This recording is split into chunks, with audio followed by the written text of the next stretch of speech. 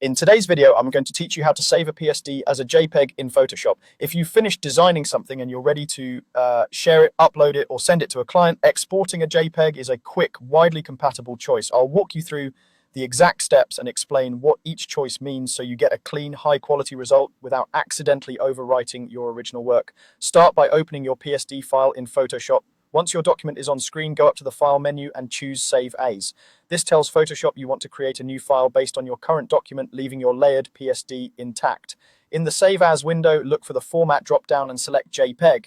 This converts your layered PSD into a flattened image file that's easy to share. Because JPEG is a compressed format, it won't preserve layers, adjustment controls, or transparency, so it's a good idea to keep your PSD as your master file for future edits. Next, give your file a clear name and choose where you want to save it.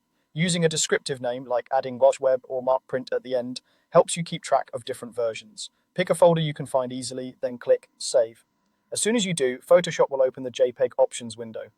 Here's where you control how your image balances quality and file size. The quality slider usually ranges from low to high. Higher values produce a cleaner image with fewer compression artifacts, but they also create a larger file. If you need sharp results for print or important visuals, lean toward the higher end. For general web use, a mid to high setting keeps the image looking good while keeping the file size manageable. Keep an eye on any estimated file size displayed in the dialog, and remember you can always come back and adjust if the file ends up larger or smaller than you need. You may also see options like baseline or progressive. Baseline is the standard and works everywhere.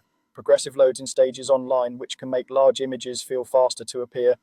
Either is fine. If you're unsure, baseline is a safe choice.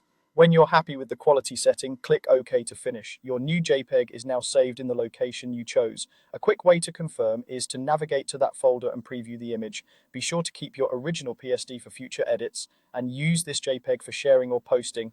That's it. Simple, reliable, and ready to go.